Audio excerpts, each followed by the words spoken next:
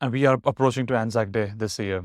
And then this conversation is to remember and then be part of the Anzac Day conversations, which are held across the country, in different fashion. During the campaign, the Gallipoli campaign, what are the critical moments you believe, and then historically, are turning points for the campaign? Yeah.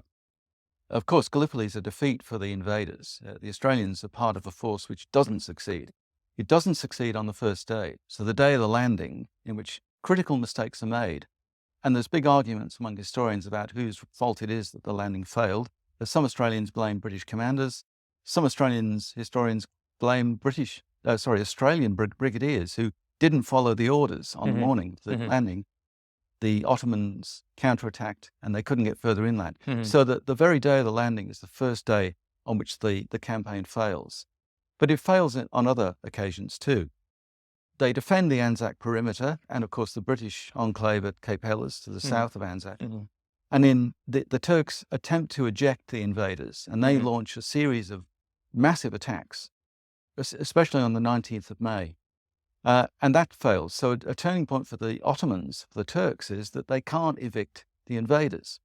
Then in August, the British and French launch a second big offensive.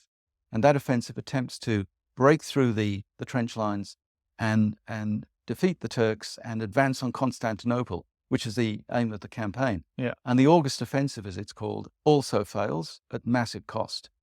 Then the last turning point is the evacuation, because in November, the British cabinet, especially advised by Lord Kitchener, the British Minister of War, decides that this campaign is failed and it needs to be closed down.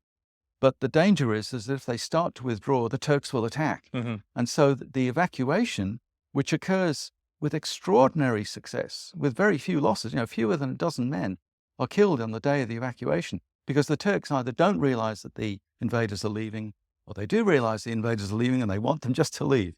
So there are those points at which the campaign could have ended differently. The landing could have succeeded. The Turks could have driven the invaders off the peninsula. The August offensive could have worked, and the evacuations may have been a failure. But none of those things happened, and so Gallipoli stands as a massive strategic defeat for the Entente powers, for France and Britain. But it's got consequences. One of those consequences is Anzac Day, of course. The other is that parts of the Empire forces that came together actually got to know each other. So Australians and New Zealanders, of course, fought together, but Australians and Indians began to know each other as well. So this military defeat has consequences decades, a century on. Wow.